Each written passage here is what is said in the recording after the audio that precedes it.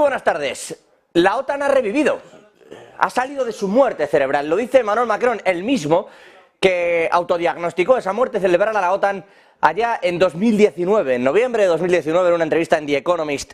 Emmanuel Macron, el paladín de Francia, diciendo que en realidad es Vladimir Putin quien a base de electroshocks, citando textualmente al bueno de Macron, ha revivido a la OTAN. Una OTAN que ahora pugna por ver si Suecia entra precisamente entre sus filas y para ello ha tenido que sobornar a Turquía, como lo ha hecho con F-16 estadounidenses. De esa forma es como pretenden convencer a Recep Tayyip Erdogan, al presidente turco, de que acepte la entrada de Suecia en la OTAN. Una OTAN que, insisto, revive, que se enfrenta a este nuevo desafío con Suecia por delante y que ha descartado en el día de hoy, dicen los aliados de la OTAN, que está por completo descartado ningún tipo de ataque conjunto o aliado hacia Rusia. Lo llamativo, si nos permiten hasta ahora y desde Negocios Televisión, es que se plantee la opción. Hemos visto por aquí que el devenir de los acontecimientos de esta guerra suele traer un no va a pasar esto, estamos estudiando, esperemos que no pase, podría pasar, estamos dispuestos a y pasa. Esa es más o menos la cadena de acontecimientos que nos viene llevando últimamente hacia todos los estándares. Es decir, por ejemplo, no va a pasar que haya tanques en Ucrania. Estamos estudiando la opción, podría pasar que hubiera tanques en Ucrania, algunos países ya plantean la entrada y la llegada de tanques a Ucrania, vamos a enviar tanques a Ucrania. En esa misma línea en realidad pueden hacerlo con prácticamente todo lo que ha ido ocurriendo desde la OTAN, es la jugada, son esos los pasos. No va a pasar, podría ser, lo estamos estudiando, algunos miembros ya y se manda. Y en esos 5 pasos cabe todo. No va a pasar que los aliados ataquen Rusia, de verdad, y esto con el corazón en la mano, ojalá no sea el primero de esos 5 pasos, porque no vamos a ningún buen puerto. La OTAN, insisto, reviviendo, como dice Emmanuel Macron, por los electroshocks de Putin en Ucrania. Entre eso y el nuevo conflicto que empieza a surgir en Serbia, la pregunta es clara, ¿esto va a ir estallando en distintos sitios? ¿Existe un problema mayor que tiene mucho que ver con las raíces rusas de muchos de estos pueblos del este? Hay que evaluarlo, hay que hacerlo con mucho cuidado y sobre todo con la delicadeza necesaria para entender que hay muy diferentes ideologías, etnias, colores y caracteres en todas esas zonas y que hay que tener mucho cuidado porque las afirmaciones gruesas en líneas generales, las afirmaciones sencillas en las que cabe solo una verdad, suelen no ser ciertas. Porque en líneas generales, en todo esto, siempre hay 3 versiones. La suya, la de uno y la que estaba en medio. Hay que ir mirando todo esto y vamos a analizarlo. Vamos a echar un vistazo precisamente a todo esto que está ocurriendo y, si me permiten, empezamos primero con una última hora y es que Turquía y Ucrania ya han aceptado la petición de la ONU sobre el nuevo acuerdo en el grano. Es decir, para prolongar ese acuerdo al menos hasta final de año, como quiere la Organización de Naciones Unidas. Falta que Rusia dé su brazo a torcer, pero Turquía, como neutral, ha dicho que efectivamente tiene sentido la propuesta de la ONU y cómo se está haciendo. Se trata de abrir más puertos, nuevas rutas y facilitar la salida de todos los barcos, de manera que Rusia también gana esa parte y Ucrania se lleva también lo que hasta ahora no está pudiendo, que es que hay un bloqueo total. Así que dice Turquía que esto tiene sentido para todos, Ucrania ha aceptado, falta que Rusia se pronuncie acerca de ese acuerdo, de esa petición de la ONU, pero insisto, Turquía y Ucrania ya han dicho que sí. Creo que al otro lado de la pantalla tenemos ya a nuestros correspondientes analistas, a quienes siempre es un gusto saludar. Es verdad que Antonio, tuvimos la fortuna de cogerlo ayer al vuelo para hablar de Kosovo, pero siempre es un gusto contar también con él.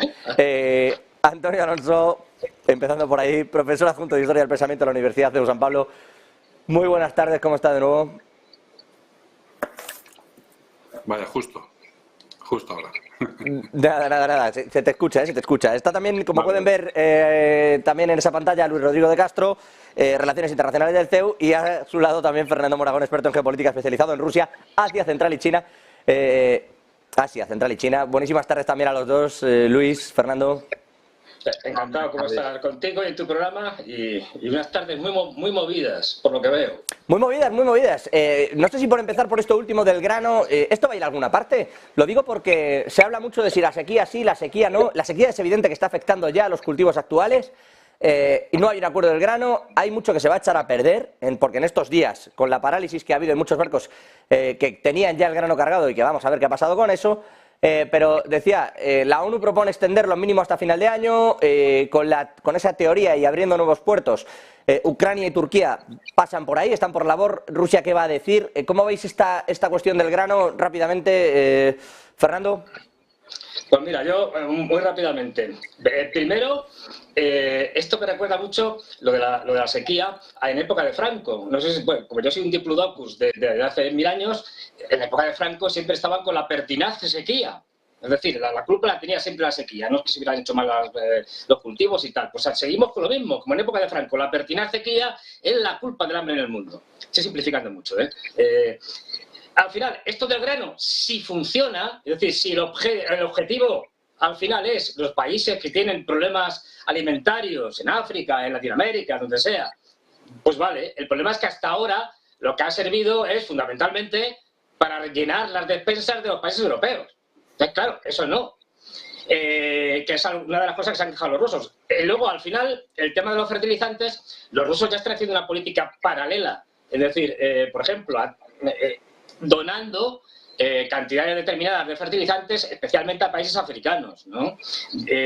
Y yo creo que esto, bueno, puede durar en la medida en que a todos les interese, incluidos los turcos, que también están interesados porque el grano les llega a ellos y ellos se encargan de, digamos, de refinarlo, le llegan bruto ahí, recién sacado de las cosechas, y ellos se encargan de la preparación, con lo cual les interesa a todos, bueno, o si les interesa a todos, irán con el tema del grano, seguirán jugando, es decir, con el tema de que, uy, pues ahora me voy yo y tal, porque ha pasado esto, o ha pasado aquello, y entonces el que se va soy yo y tal, pero bueno. La clave aquí, como en otras muchas cosas, como veremos, ha sido la reelección de Erdogan. Si el Erdogan no hubiera sido reelecto, o reelegido, perdón, hubiera la cosa cambiado seguramente. No se adelante, espere, bueno, que ahora vamos con Turquía, Erdogan y lo que le andan pidiendo. Sobre el grano, Luis, Antonio. A ver, ¿cuál de los dos primero? ¿Antonio? Luis, por favor. Pues nada, muchas gracias. Bueno, pues sí, yo creo que al final es una manera de continuar con todo esto que ya hemos visto en los últimos meses. Al final aquí los dos salen ganando, unos porque pueden darle salida a todo el grano que tenían en stock, ¿no? Y que precisamente estaba generando conflictos por otras vías, por aquello de, recordemos lo que sucedió con los camioneros polacos, ¿no? Que intentaron bloquear y que, bueno, pues estos quebraderos de cabeza que tuvo el gobierno de Polonia precisamente por estas cuestiones. Y luego, aparte de eso, también pues a Rusia le viene bien porque le da un poco de movimiento en una zona especialmente relevante. Y por otro lado tenemos a Turquía, que después de la victoria de Erdogan pues tiene una posición más reforzada de la que lo tenía anteriormente, precisamente porque ha renovado el garante de este acuerdo. El presidente Erdogan, como decía, ha renovado en las urnas, con lo cual pues también tenemos ahí una convergencia de factores que puede ser incluso positiva para otros actores en la escena internacional. Antonio. Sí, no, yo iba a hacer una reflexión más que sobre el grano, sobre la ONU, que es, digamos, quien ha forjado este acuerdo. Y es, habría que hacerse la pregunta y responderla en serio, ¿para qué sirve la ONU? Yo no es que esté muy en contra de la ONU, ni muchísimo menos, pero quiero decir que así como en conflictos anteriores, en todos los que podemos estudiar en la historia reciente de los últimos 50 años, la ONU ha jugado un papel preponderante, siempre se la ha estado mirando a ver qué dice, ¿no? Recuerdo, por ejemplo, cuando Irak invadió Kuwait en agosto del año 1990. Entonces, pues resolución para arriba, resolución para abajo, etcétera, y ahora nadie mira a la ONU. Hombre, de vez en cuando se le mira para ver, pero fijaos para qué se le mira, para ver si condena a Rusia. Pero vamos a ver, y la cuestión, la ONU tiene que ser imparcial porque es la organización de las Naciones Unidas, no de las naciones anglosajonas. Entonces, como tiene que ser imparcial, nosotros tenemos que mirar a la ONU no como buscando que vaya a condenar a Rusia, sino como buscando qué solución pone sobre la mesa. Y la verdad es que si la única solución que pone sobre la mesa es darle salida al grano, pues yo creo que China está en estos momentos tomando nota de la eficacia y de para qué vale la ONU, y va a decir, bueno, pues es que no me merece la pena gastarme millones de dólares al año para mantener una estructura allí, etcétera, etcétera, ¿no? Entonces, mi reflexión va más por este sentido, por hacer un llamamiento a la ONU y para ver si de verdad sirve para algo, pues bueno, pues que mande peacekeeping operations o peace building o peace enforcement o lo que sea, que no se puede mandar porque cuando hay una guerra desarrollándose no pueden mandar peacekeeping operation, por supuesto, pero que mande observadores, no sé, que mande algo o que imponga una tregua o que se ofrezca la ONU como sitio donde llegar a unos acuerdos de paz, porque la verdad es que si la ONU no sirve para esto, díganme ustedes para qué sirve la ONU entonces en el siglo XXI. No sé si si Fernando o Luis quieren hacer una reflexión al respecto de esto de la ONU, os pregunto yo, salto de pregunta. No, una muy pequeñita. Yo creo, me puedo equivocar evidentemente, que la ONU lleva el camino de la sociedad de naciones. Bueno. Lo malo es que la ONU nació después de la Sociedad de Naciones, después de la Segunda Guerra Mundial. Eso es lo malo, ¿no? Eso es lo malo. Claro, si consideramos eso, estamos en cierres de una tercera guerra mundial, que será lo que ponga punto y final a la ONU, si seguimos ese patrón histórico, ¿no? A la Sociedad de Naciones certificó su defunción la Segunda Guerra Mundial, pues por esa lógica, por esa regla de tres, una tercera guerra mundial tendría que poner fin a la ONU. Que probablemente una vez que termina esta tercera guerra mundial, si quedara algo vivo, por aquello de la destrucción mutua asegurada, pues tendría que haber una cosa parecida a la Sociedad de Naciones, a la ONU, pero con otro nombre diferente, con lo cual volveríamos a estar en una situación más o menos parecida a la que estamos ahora. Salvo que los dueños del mundo serían otros, que no sería Estados Unidos. Claro, el Consejo de Seguridad estaría rediseñado, como pasó un poco con los organismos de la Sociedad de Naciones, que bueno, pues los miembros permanentes, por ejemplo, de ese Consejo de Seguridad que tenía similar, cambiaron, pero bueno, al final el esquema o lo que es el mapa mundial, pues en este sentido seguiría bastante parecido a lo que tenemos ahora. A lo que yo voy, y con esto la reflexión cierro esto, simplemente que para ese viaje no hace falta tantas alforjas. Quiero decir que si ya sabemos que ese es el objetivo, pues antes de pasar por una tercera guerra mundial, pues nos ahorramos los millones de muertos y nos sentamos y reorganizamos el sistema internacional.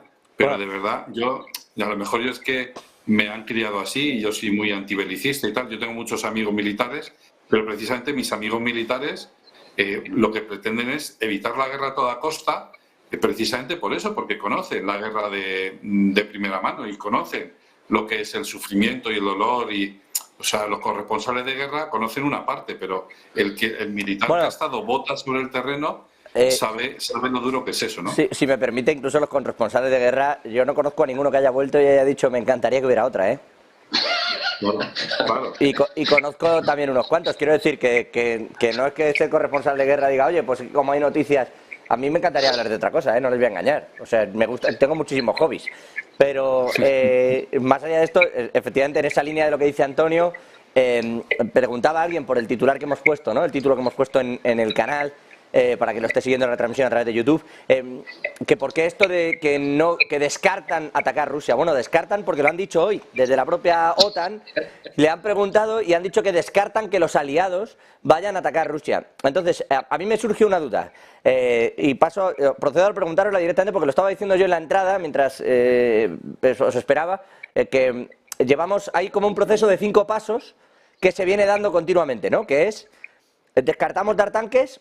Paso 1, paso 2, bueno, hay que estudiarlo, paso 3, podríamos dar tanques, paso 4, algunos quieren dar tanques, paso 5, damos tanques.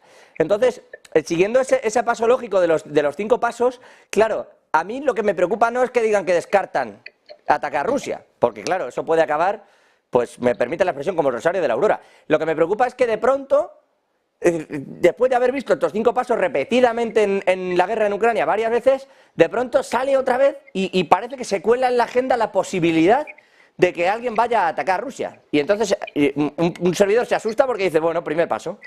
¿Cómo veis vosotros esto? ¿Como algo que se quitan una pregunta de encima o cuidadito? porque ya andan preparándonos. En tus pasos, tú bien lo has señalado, ya han dicho, ayer, creo que fue ayer, un oficial, creo que era checo, no estoy seguro, y le preguntaron y dijo, a ver, no descarto la posibilidad de que la OTAN tenga que entrar en la guerra. A ver, no quiero que entre, no creo que suceda, pero no la descarto. O sea, que ya te están metiendo que la posibilidad existe y que, oye, quién sabe. O sea, que es posible que la OTAN, pues va a depender de la OTAN, porque ahora mismo no nos engañemos, es decir, la OTAN ya está en guerra, lo que pasa es que no con su nombre. Es decir, de hecho, Ucrania en la práctica es un miembro más de la OTAN, no formalmente, sino oficiosamente. Pero porque la OTAN les proporciona de todo.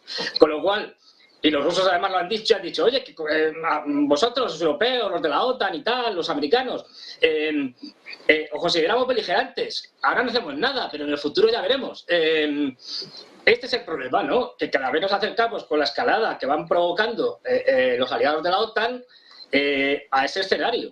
Y eso lo va a determinar el de siempre, Estados Unidos. Es decir, el que lo verá en función de sus intereses, tanto de política exterior como internos. No olvidemos que ya en la Casa Blanca están pensando en la campaña electoral del año que viene, del 2024. Y dicen, uy, ¿qué es lo más importante, lo más interesante? ¿Que acabemos ahora con la guerra de Ucrania y le dejemos tirados? Ahora después del verano, cuando hagan la famosa ofensiva, si es que la hacen los ucranianos y tal, o a lo mejor dicen, sí, esto es lo mejor, o no. Porque mejor aguantar y llegar con un presidente en guerra. Y si la OTAN lo declara ya oficial, pues hombre, ya tenemos un presidente en guerra y menuda guerra. A ver, yo espero que esa barbaridad no suceda, porque una entrada de la OTAN en guerra es un enfrentamiento entre Rusia y la OTAN que puede acabar en cualquier cosa, incluida una guerra nuclear.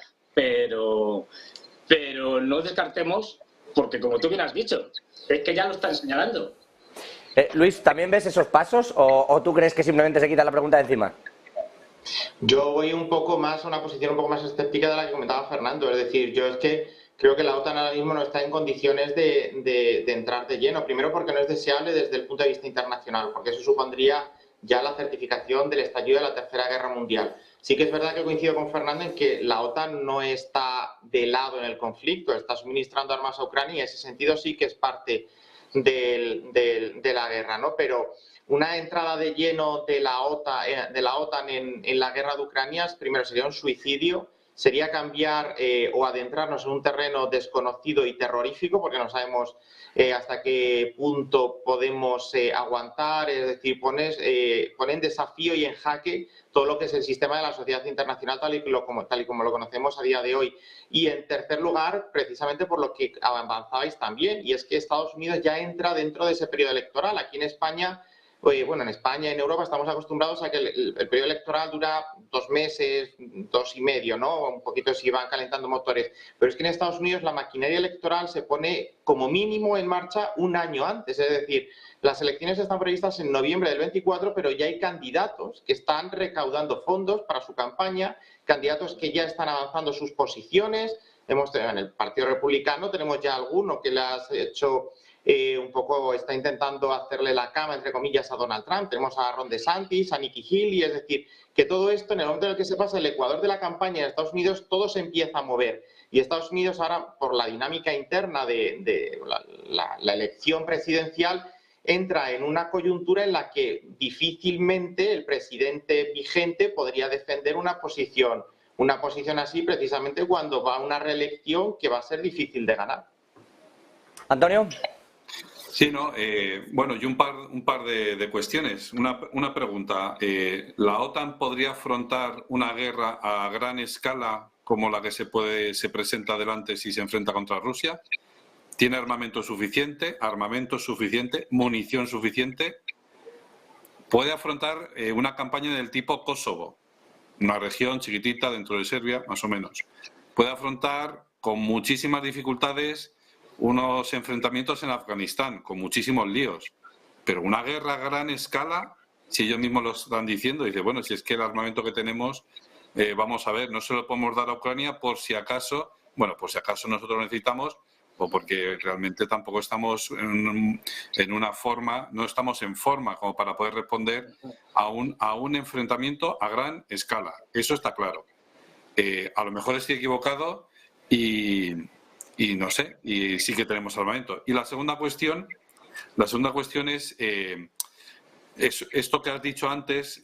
Yo creo que viene de esta mañana, cuando Medvedev dice esta cuestión, ¿no?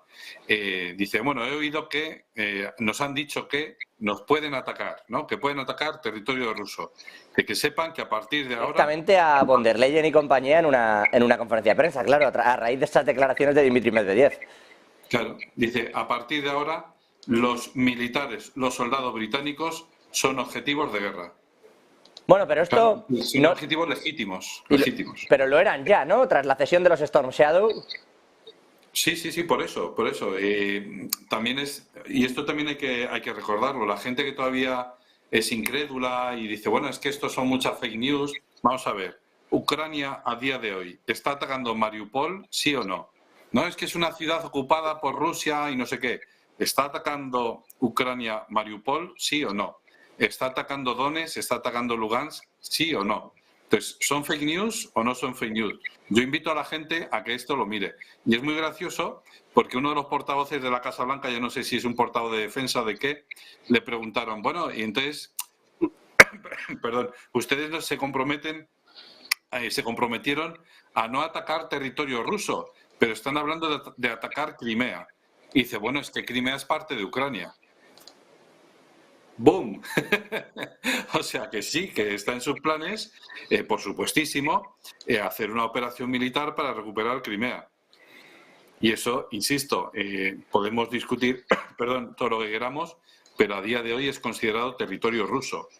Y si Rusia se siente amenazada y si Rusia siente que eso es suyo, por mucho que internacionalmente no esté reconocido, todo lo que tú quieras, pero si por lo que sea Ucrania lanza una campaña que no tiene capacidad para lanzar esa campaña sola, por lo tanto, es una campaña lanzada en comunión en conjunto con otros países de la OTAN, lógicamente, pues ahí ya la tenemos liada, ¿no? Entonces, no sería atacar Moscú, sería atacar territorio ruso del tipo Crimea, ¿no? Entonces, ¿eso es bastante probable? Pues como decías tú, esa estrategia de los 5 pasos, pues efectivamente lo van introduciendo, lo van filtrando para que la gente ya se vaya haciendo una idea.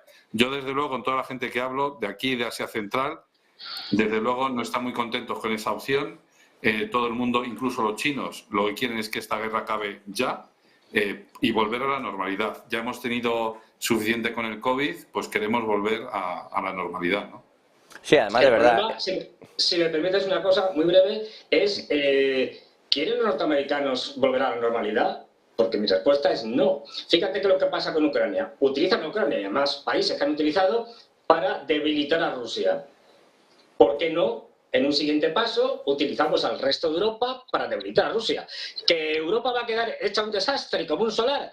No hay problema, porque Estados Unidos ya se encargará de hacer un plan Marshall 2.0, o sea, que falta, que vendrá muy bien a su economía. Y además, aprovechamos ya para desindustrializar Europa completamente y que la salida de capitales sea estupenda.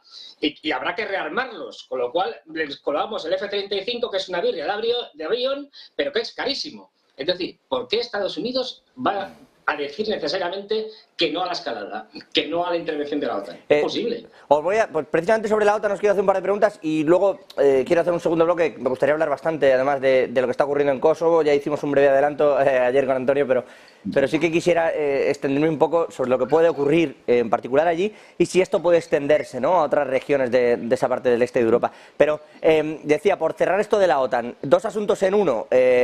Quizá empezando por Fernando, que muchas veces ha citado, yo creo que Luis también lo ha hecho en alguna ocasión, el tema de la muerte cerebral de la OTAN, que decía Macron, lo dijo en noviembre de 2019 y hoy ha dicho que es que la resurrección de esa muerte cerebral de la OTAN se ha producido por los electroshocks de Putin.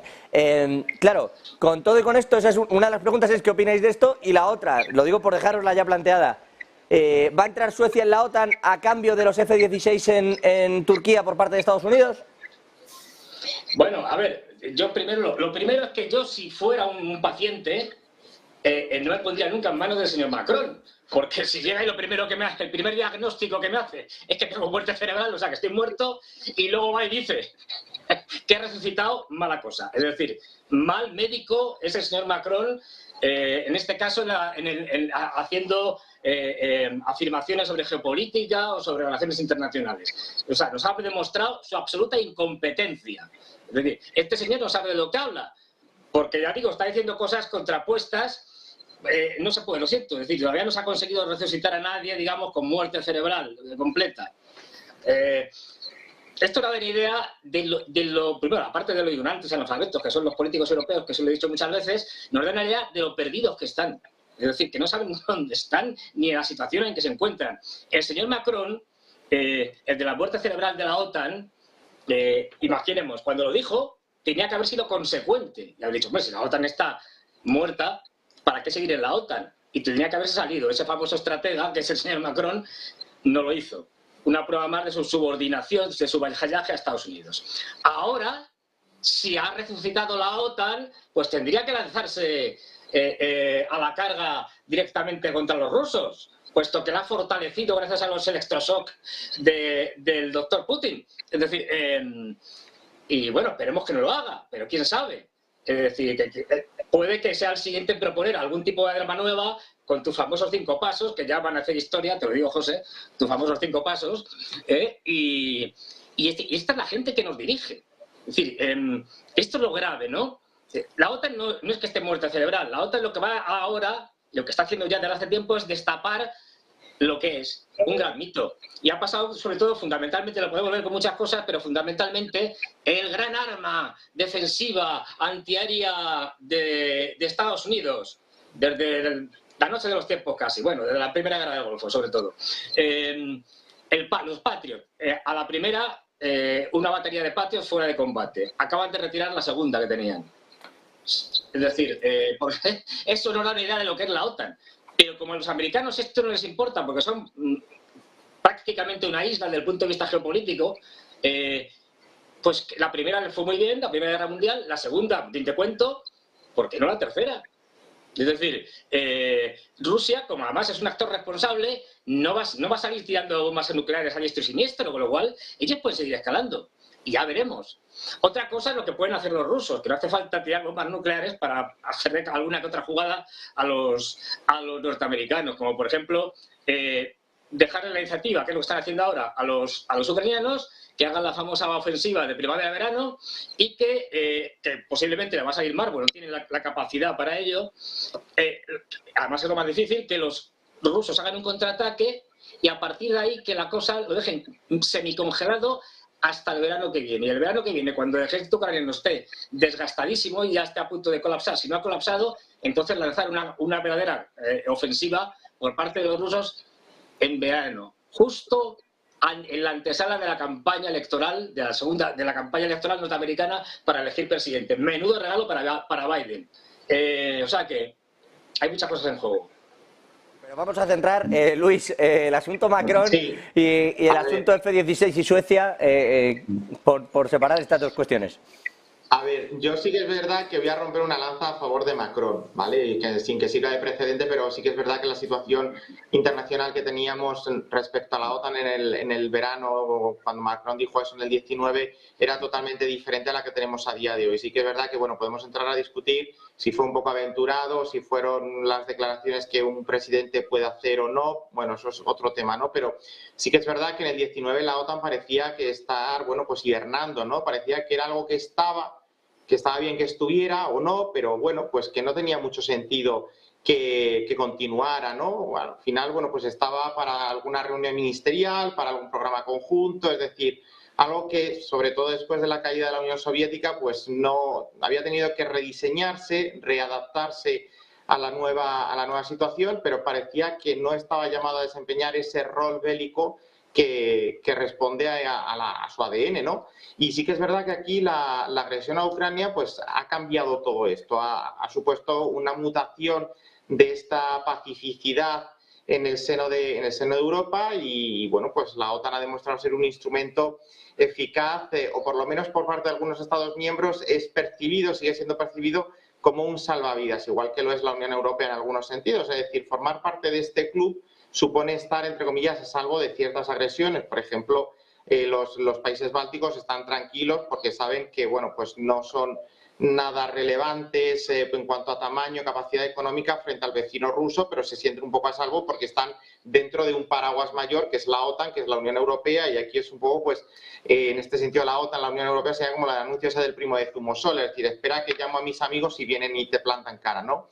Y en ese sentido sí que es verdad que ahora la OTAN ha adquirido una consideración, una importancia y una relevancia que hace 4 años no tenía, y prueba de ello es que países tradicionalmente neutrales como Suecia y Finlandia, sobre todo Finlandia, que comparte mucha frontera con Rusia, pues ha visto en esta adhesión un mecanismo precisamente de garantía a su integridad territorial, y es así como también lo ve Ucrania, como también lo vio Georgia en su día y como lo está viendo Moldavia, ¿no? E incluso algún otro país más que, bueno, pero no comparte frontera con Rusia, con lo cual está un poco menos en peligro, por así decirlo. Y respecto a la adhesión sueca de la OTAN, bueno, pues no sé si habrá ese canje. Lo que sí tenemos que tener en cuenta es que, aparte de Suecia, bueno, pues Erdogan ahora tiene la sartén por el mango. Ahora, lo decía antes, ha sido reelegido, tiene 5 años más de mandato presidencial, con una Asamblea Nacional bajo su control, es decir, controlará también el legislativo, el ejecutivo y el judicial por otras vías, con lo cual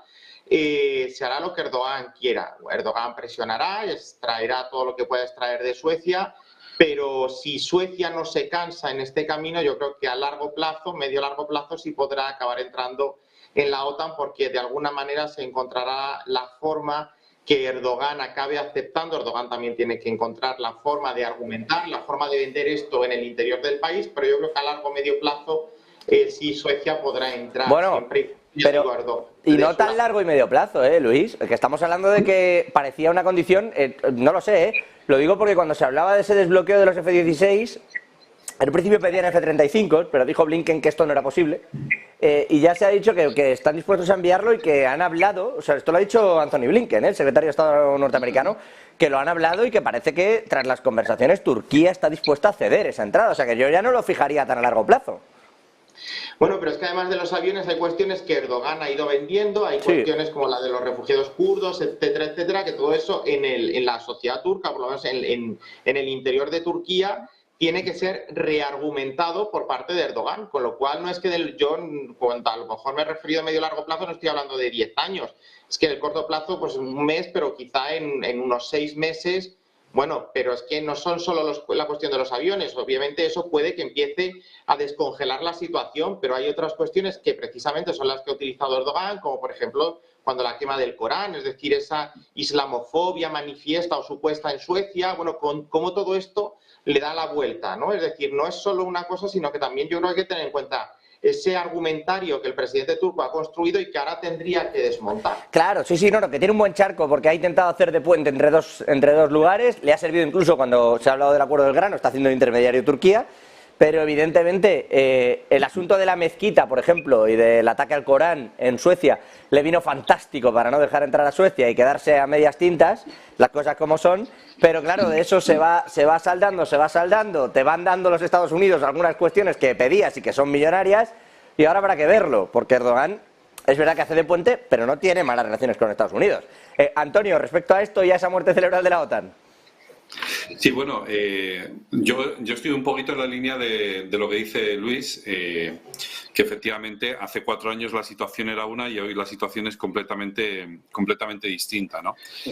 La cuestión es que efectivamente cuando cae la Unión Soviética, ¿qué sentido tiene mantener con vida la OTAN? La OTAN está pensada pues para como un ataque, una forma de atacar todos juntos para defender en el sentido de hard military, es decir, de hard power, de sentido de poder militar, para disuadir al adversario y tal, pero una vez que el adversario ya ha caído, ¿no? Entonces, se entra en una fase de casi 30 años, casi 30 años de crisis de identidad, de preguntarse constantemente ¿para qué sirve la OTAN?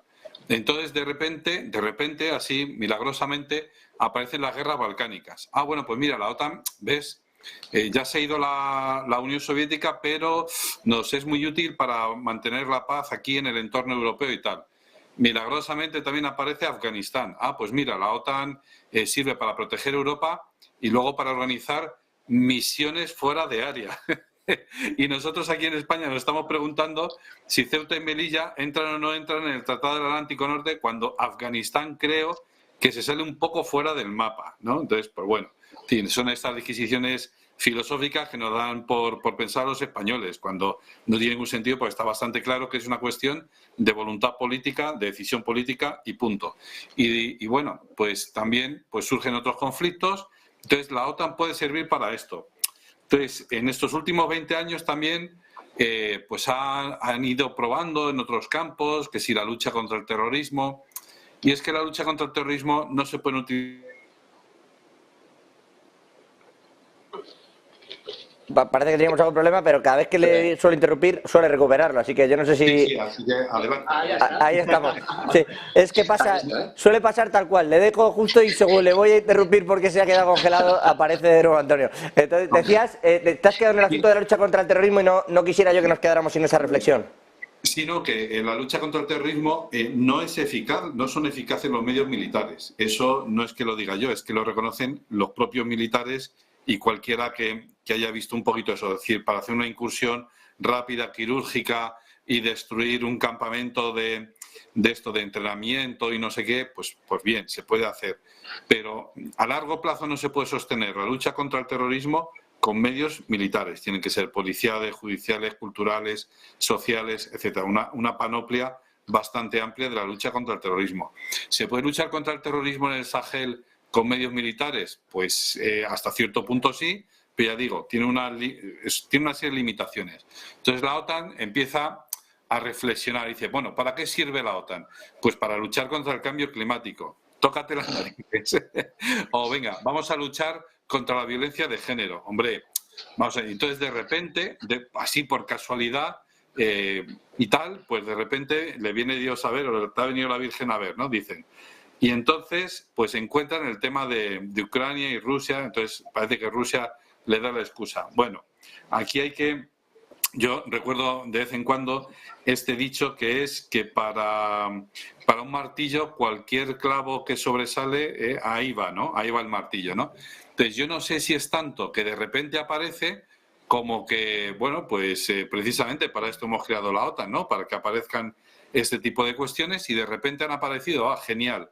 Entonces desplegamos armamento OTAN, inteligencia OTAN, satélites OTAN y toda la panoplia, digamos, todos los devices, ¿no? Todos los instrumentos que tiene a su disposición la OTAN. Cuidado con esto, porque de las crisis de identidad, yo no sé si ya he pasado lo de los 40, creo que todavía estoy en ella, pues son delicadas, ¿no? Las crisis de identidad son delicadas y hay que tratarlas con delicadeza y dulzura y no sé qué, ¿no? Entonces, Igual...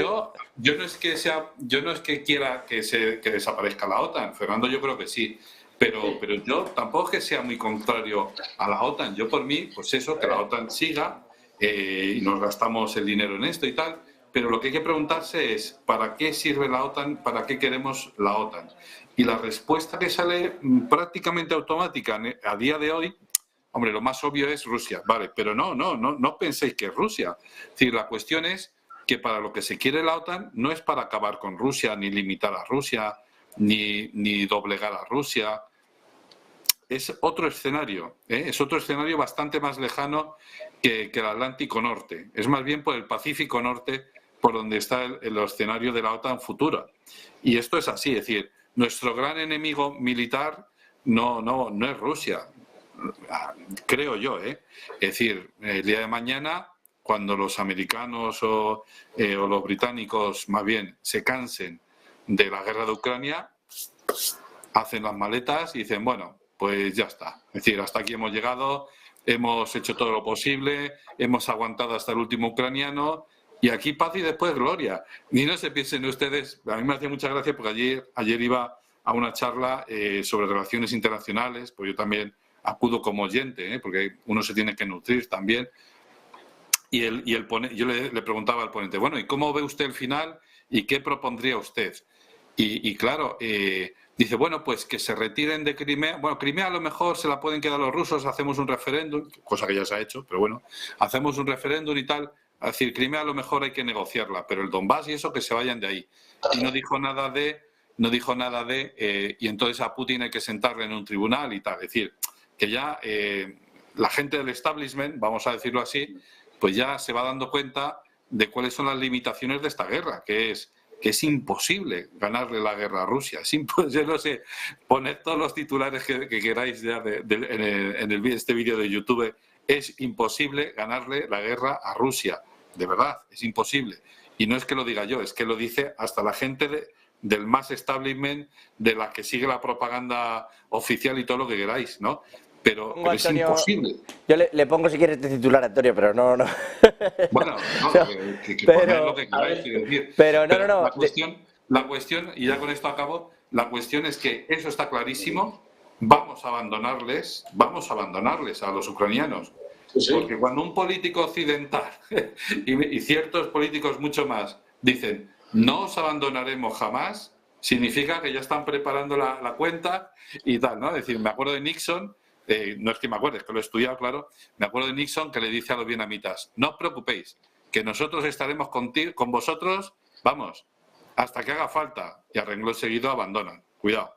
Entonces, pues bueno, esto hay que tenerlo en cuenta. Nosotros les abandonaremos a los ucranianos, no porque nos caigan mal los ucranianos, pobrecillos, sino porque nuestra preocupación de hard military, de hard security, de hard power, si queréis, es China.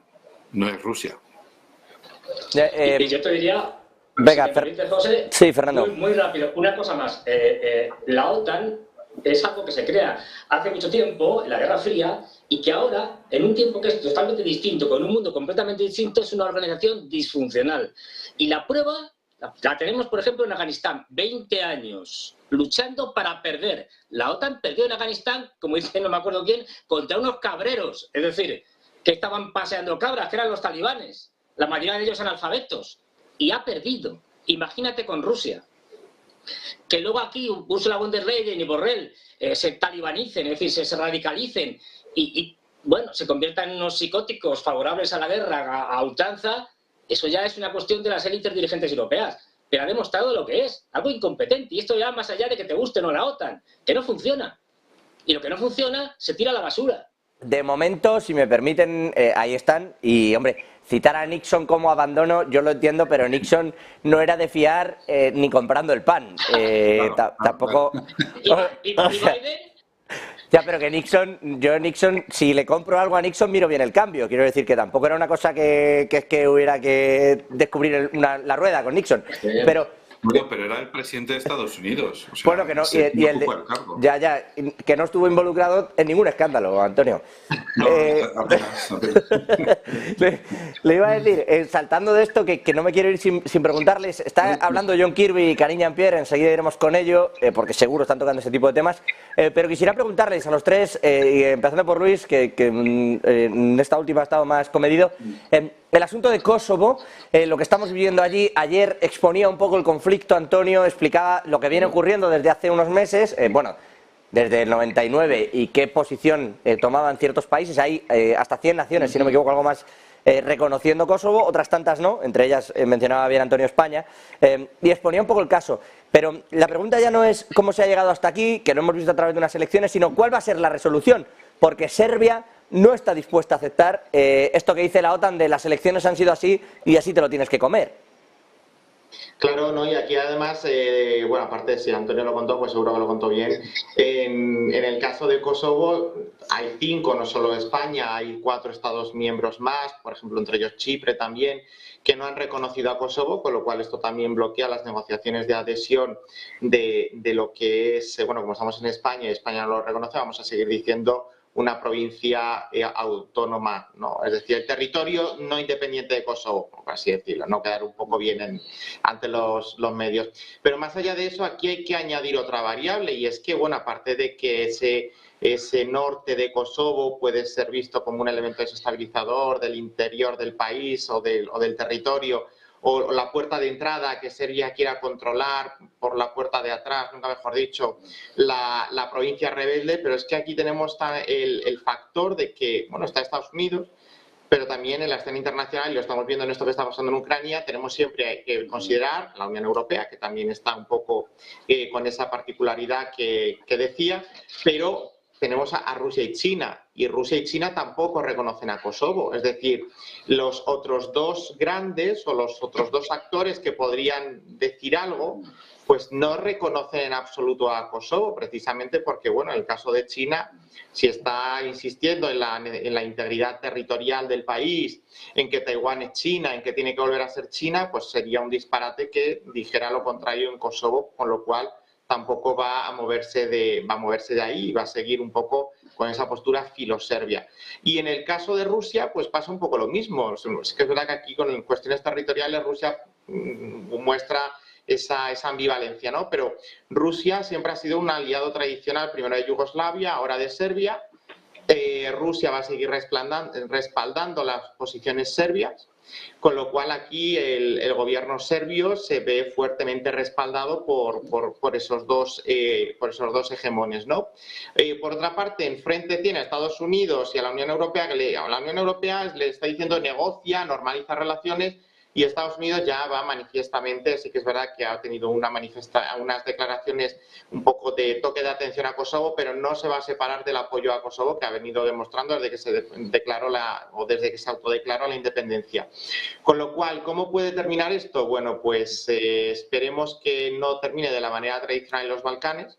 Esperemos que aquí sí que el diálogo funcione. Es verdad que es una zona es un polvorín, es una cuestión compleja porque un 3% de los electores han decidido unos ayuntamientos en una zona de mayoría serbia, con lo cual aquí el conflicto étnico o la diversidad étnica, que en otros lugares pues, nos parece que es algo que enriquece, allí es todo lo contrario, es una fuente de conflicto y bueno, seguro, o por lo menos vamos a esperar que la mediación internacional acabe dando sus frutos, pero es una situación muy particular en el que Estados Unidos está enfrentado a Rusia y China también en este tema, y una Serbia que sí, que por supuesto quiere entrar en la Unión Europea, quiere entrar, entre comillas vamos a dejarlo, ¿no? Pero sí que está persiguiendo una mayor proximidad a la Unión Europea, pero precisamente el escollo de Kosovo lo dificulta, y en esto sí que se ve respaldada por los hermanos mayores que son Rusia y China, con lo cual aquí podemos ver una especie de subenfrentamiento también entre Rusia, Estados Unidos con China de por medio y bueno, yo creo que al final todo esto no llegará tan lejos como el conflicto ucraniano, sino que acabarán encontrándose medios precisamente porque por el bien de las dos partes, ¿no? Lo que pasa es que esto seguirá latente y será un parche, no será una solución real la que se encuentre, sino que simplemente será pues algo para puentear este problema, seguir adelante. Pero sí que es verdad que las cuestiones de calado, las cuestiones estructurales, que son las que evitarían conflictos a futuro, no van a resolver por esta vía. Ahí quería llegar yo, Luis. Claro, estamos poniendo un parchecito, pero es que esto puede saltar a los países de alrededor, donde cada uno tiene su particularidad y su idiosincrasia. Yo no sé si, lo digo porque aquí hemos asimilado fronteras a un ritmo espectacular desde finales de los 90 hasta ahora, y asumido que uno adquiere una identidad patria en 10 años. Y eso es complejo. Y entonces, bueno, dime. Sí, pero perdona que te corte, José, no, pero es que en el caso de Kosovo, además, no es que se trate de defender la independencia, es que desde posicionamientos propiamente kosovares se defiende la asimilación con Albania, es decir, la Gran Albania, su adhesión, su unión con Albania, con lo cual algunos todavía defienden que esa frontera que ahora está no consolidada se pueda volver a dibujar y traer a colación a un país como Albania, que bueno, pues sí que es verdad que bueno, de ahí el enfado lo que ha habido hasta ahora. De ahí el enfado serbio con estas últimas elecciones en particular, en concreto por esa asimilación y porque quien gana, que claro, al no votar los serbios, son toda la parte del albano-kosovares, si se me permiten, esa parte que busca esa unión. Antonio. Sí, no, simplemente añadir un par de cositas. y es que, claro, Luis hablaba del proyecto de la Gran Albania, y es verdad, pero vamos a mirar las cosas un poquito con un poquito más de contexto, de perspectiva, y es que... Diálogo, José.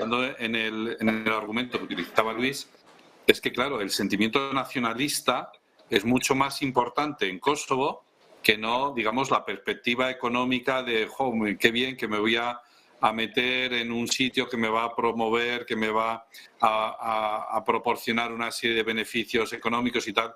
Hombre, si es por datos objetivos, mejor meterse en la Unión Europea, que te da una serie de ayudas económicas, que no meterte en Albania. Eso por un lado. Y luego, por otro, simplemente por deslizar una posibilidad, imaginaos que por lo que sea, Serbia le pide ayuda militar a Rusia, a su hermana Rusia.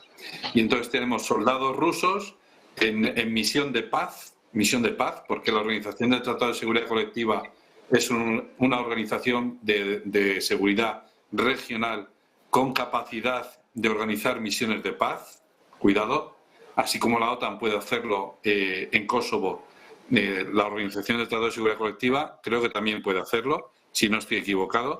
Imaginemos una misión de paz desplegada por Serbia, no con la aceptación de Kosovo, pero en territorio de Kosovo, dado que es una provincia de Serbia.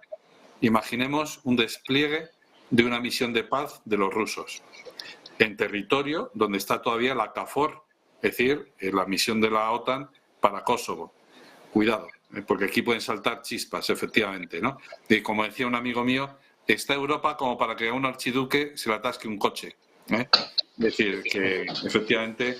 Y no solo esto, porque también está al otro lado, en el Cáucaso, está el tema de Nagorno-Karabaj, que está tomando una orientación, digamos, parece que Rusia está soltando lastre y que Armenia incluso, Pashinyan está reconociendo, dice, bueno, a día de hoy, siempre a día de hoy, nosotros, Armenia, no podemos proteger a los armenios que hay en Nagorno-Karabaj.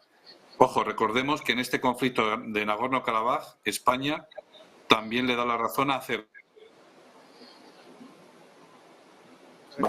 a quien considera potencia ocupante es a Armenia, no a Azerbaiyán. Perdona. Porque recordemos que en los años 80-90 quien ocupó esa región fue Armenia, no Azerbaiyán, ¿vale? Entonces, con este tipo de conflictos que están ahí dando vueltas, si estallan todos a la vez, bueno, veamos a ver hacia dónde tira Rusia o dónde pone la fuerza Rusia, pero parece que no pondría la fuerza en Nagorno-Karabaj. Puede parecer que el esfuerzo diplomático sí que se volcaría con el caso de Kosovo, pero y si es necesario algo más, pues a lo mejor también. Ya veremos. Hay que sumarle también, por cierto, Moldavia, hoy Borrell inaugurando la misión civil de la Unión Europea, y hay que sumarle Georgia, que también, dentro de que no tienen este tipo de problemáticas internas, sí que tienen una asimilación de distintas afluencias y confluencias de etnias diferentes, que cuidado también cómo acaba este asunto y cómo lo torea Rusia. Fernando, por acabar con este asunto, este bloque y esta parte en el asunto de Kosovo, ¿cómo lo ves? Bueno, intentaré ser rápido y breve, que es difícil en mi caso. A ver, por un lado, en el tema, por ejemplo, de España, aquí no hay problemas. Es decir, si hay que reconocer a Kosovo, se la reconoce. No hemos hecho justo lo contrario con el Sáhara. El presidente actual, por su cuenta y riesgo, dijo, nada, el Sáhara español, la antigua colonia española, es de Marruecos. Aquí, y ya cuidado, está, pues, que no hemos reconocido a Kosovo por el tema de Cataluña. Claro, pero que viene Estados Unidos y nos dice, oye, Pedro Sánchez reconoce a Kosovo y ya verás tú cómo la reconoce. No problema. Perdón una cosa, Fernando, antes que se me olvide. Es que Kuleva visitó hace poco Marruecos y le dijo a Marruecos, os apoyamos con el tema del Sáhara. Es decir, que un país que se está quejando de que Rusia le ha quitado una parte de su territorio va a otro país a apoyar al ocupante. Tremendo. Hombre, esto si no fuera por la lectura de hacemos lo que nos diga Estados Unidos y estamos en consonancia con Estados Unidos, pues no se entiende. Pero es que luego fíjate la problemática tan difícil que estamos teniendo. Como bien señalabais, Moldavia cada vez en una situación más crispada y con una presidenta, María Sandu, que cada vez se le ve más el plumero en el sentido de que quiere que Moldavia termine siendo parte de Rumanía. Ella es rumana, es decir, o sea, que tiene la doble nacionalidad. Luego tenemos en Georgia, con un primer ministro opuesto a la presidente y que ya ha acabado diciendo, es que claro, la OTAN ha terminado empujando a Rusia a la actual operación militar especial. ¿Por qué? Porque los georgianos son prorrusos, para nada.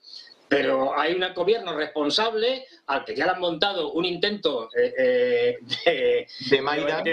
Maidán, sí, que dice, vamos a ver, yo no me puedo enfrentar a Rusia, me gusten los rusos o no, porque es que ya tuvimos al loco de Saakashvili, gracias a él terminamos de perder Osetia del Sur y Abjasia. No, yo no voy a darle, como me piden los ucranianos, armas a los ucranianos porque me enemisto con Rusia. No voy a ponerle sanciones a Rusia. ¿Están ustedes locos? ¿Han visto ustedes el estado que soy y lo que es Rusia? Pero es que ahí llegando a Serbia estamos ya viendo unas cosas, y a Kosovo, que empiezan a ver cómo, incluso en la superficie, se empiezan a romper las costuras de esta OTAN maltrecha. Hoy mismo en la KFOR, es decir, está en todos los países, y bueno, hay una mezcla de países, los soldados húngaros se han negado, y hay todo tipo de documentación, se han negado a cargar contra los serbios, han puesto los escudos así, abajo, hasta el punto que los serbios les han saludado, les han felicitado. Se han negado a reprimir a los serbios. ¿Por qué? Pues porque Hungría está del lado de Serbia y está del lado de Rusia. Ojo, que a partir de aquí vamos a empezar a ver, según se va avanzando la guerra de Ucrania, cómo van las tensiones dentro de la OTAN y de la Unión Europea son mayores. Claro, claro. Justo esta es la parte que vamos a ver, porque se puede tensionar mucho toda esa zona del este. Vamos a tener tiempo seguro y minutos para hablarlo. Ahora justo no, porque me quedo ya y me tengo que ir a publicidad. Fernando Moragón, Antonio Alonso y Luis Rodrigo de Castro. Un gusto tenerlos a los tres. Dice alguno por el chat que arreglemos la conexión con Antonio. Algo desde luego tenemos que hacer. Gracias. Un abrazo fuerte a los tres. Un placer, como siempre. Buenas tardes. Un placer. Nosotros frenamos 2 minutos y regresamos con el cierre de Wall Street, la votación del techo de deuda, el libro beige de la Fed, muchas cosas también en lo económico. Hasta ahora mismo.